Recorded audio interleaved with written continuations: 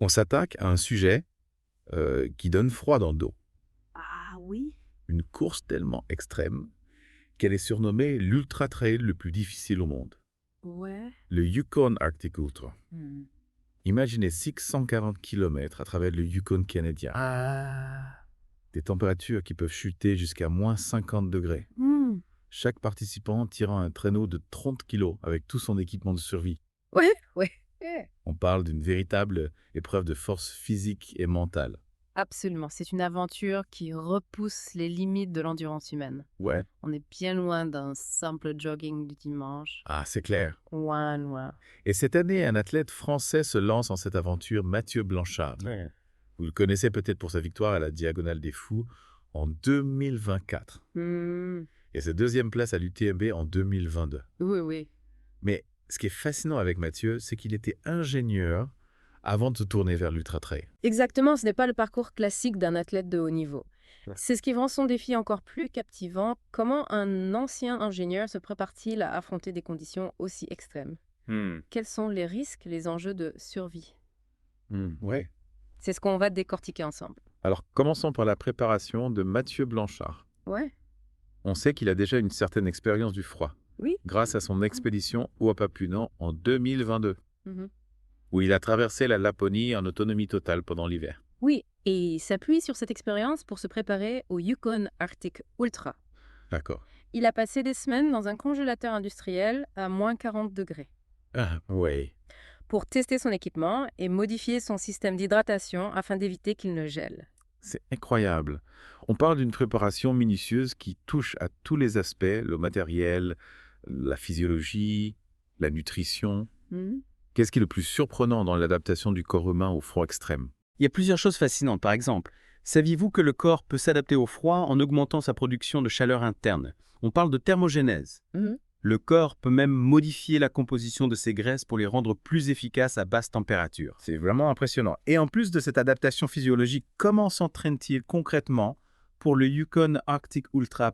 Mathieu suit un programme d'entraînement très rigoureux. Il s'entraîne la nuit en altitude pour simuler le manque d'oxygène. D'accord. Il fait des sessions d'exposition au froid et il simule des situations d'urgence comme la construction d'un abri de fortune dans la neige. On imagine que ce corps doit subir une transformation incroyable pour pouvoir supporter de tels efforts dans un environnement glacial.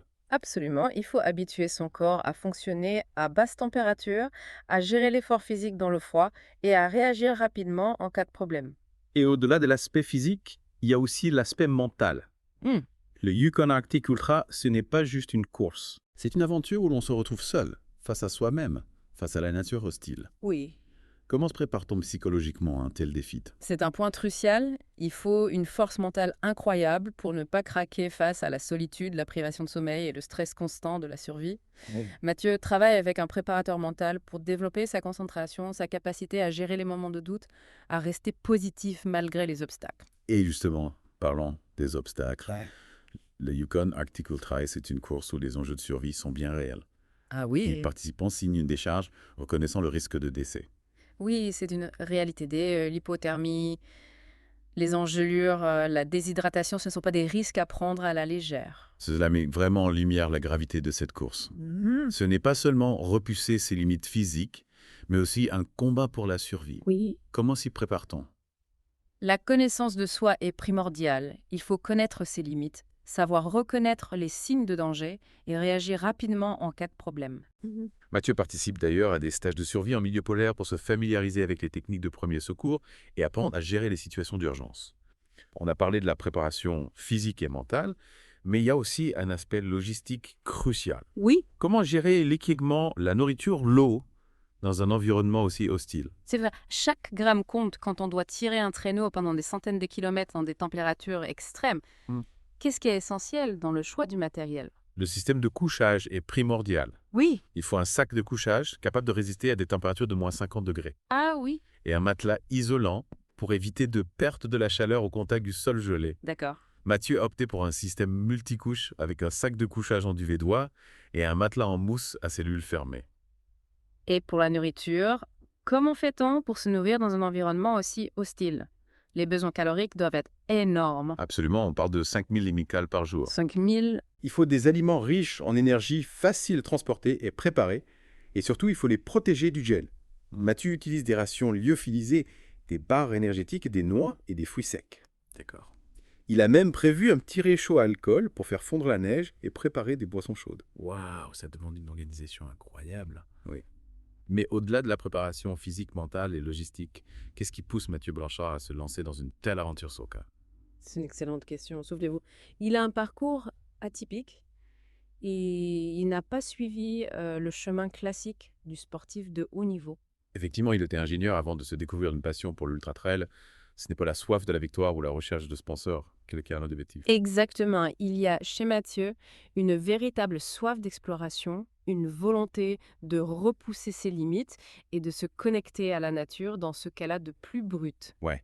Il cherche à comprendre les limites du corps humain, à explorer les mécanismes de l'adaptation en milieu extrême. Et il le fait en se confrontant à des conditions que la plupart d'entre nous ne peuvent même pas imaginer. Il y a une forme d'humilité dans cette démarche. On sent qu'il ne cherche pas à dominer la nature, mais plutôt à la comprendre, à s'y intégrer. C'est une très belle observation et c'est peut-être ça la clé de sa réussite. Accepter la puissance de la nature, s'adapter à ses contraintes au lieu de vouloir les combattre. C'est une leçon de vie, en quelque sorte. Apprendre à vivre en harmonie avec son environnement, à respecter ses forces et ses dangers. Oui. Et en même temps, il y a cette part de défi, de volonté de se dépasser, de repousser les frontières du possible. Oui, c'est ce qui rend cette aventure si captivante. On est fasciné par la beauté sauvage du Yukon et par la force mentale de cet homme qui ose s'y confronter. Ouais. N'est-ce pas là l'essence même de l'exploration? Se lancer dans l'inconnu, braver les dangers pour découvrir de nouveaux horizons et se découvrir soi-même. Absolument. Et en suivant son parcours, on a l'impression de partager un peu de cette aventure, vibrer avec lui à chaque étape, à chaque difficulté surmontée. D'ailleurs, le Yukon Arctic Ultra n'est pas seulement une épreuve individuelle. Non. Il y a d'autres participants, d'autres histoires, d'autres motivations. Ah oui, tout à fait. Il y a des athlètes professionnels, des amateurs passionnés, des aventuriers aguerris, et chacun a ses propres raisons de se lancer dans cette aventure hors du commun. C'est vrai qu'on se concentre sur le parcours de Monsieur Blanchard, mais vous avez raison, il ne faut pas oublier tous ces autres participants qui font du Yukon Arctic Ultra, une aventure humaine si unique. Tout à fait, chaque participant a son histoire, ses motivations. Il y a ceux qui recherchent la performance, ceux qui veulent se prouver qu'ils sont capables de l'impossible, ceux qui sont attirés par la beauté sauvage du Yukon. Et malgré leurs différences, ils partagent tous cette même passion pour l'aventure, cette même volonté de repousser leurs limites. Absolument. Et cette diversité crée une ambiance particulière sur la course. Il y a un esprit de camaraderie d'entraide qui est vraiment remarquable. J'ai lu des témoignages de participants qui s'arrêtaient pour aider un concurrent en difficulté, qui partageaient leur nourriture, leur eau, même s'il était en compétition. Et c'est ça l'esprit du Yukon Arctic Ultra. La solidarité est essentielle face aux dangers de la nature. On ne peut pas se permettre de laisser quelqu'un derrière. C'est une belle leçon d'humanité. Et au-delà de la performance de la compétition, il y a aussi cette immersion dans la nature sauvage du Yukon. On a vu des images à couper le souffle, des montagnes enneigées, des forêts de sapins, des aurores boréales. Imaginez le silence, l'immensité, la solitude. C'est une expérience sensorielle unique qui permet de se reconnecter à l'essentiel. Et finalement, Mathieu Blanchard remporte la victoire ou non. L'important, c'est l'aventure humaine, le dépassement de soi, cette quête de sens qui le pousse à explorer ses limites. Exactement. Et au-delà du résultat sportif, il y a une dimension philosophique, presque spirituelle dans cette aventure. C'est une leçon de vie qu'il nous transmet. On peut tous réaliser des choses extraordinaires si on ose sortir de sa zone de confort, si on se donne les moyens de ses ambitions. Alors, on souhaite bonne chance à Mathieu Blanchard et à tous les participants du Yukon Arctic Ultra, qu'ils aillent au bout d'eux-mêmes en toute sécurité et avec cet esprit de solidarité qui les caractérise. Merci de nous avoir suivis dans cette plongée fascinante au cœur du Yukon Arctic Ultra. On espère que vous avez apprécié le voyage. N'hésitez pas à partager vos impressions avec nous et à nous faire part de vos suggestions pour nos prochains deep dives. À très bientôt pour une nouvelle exploration.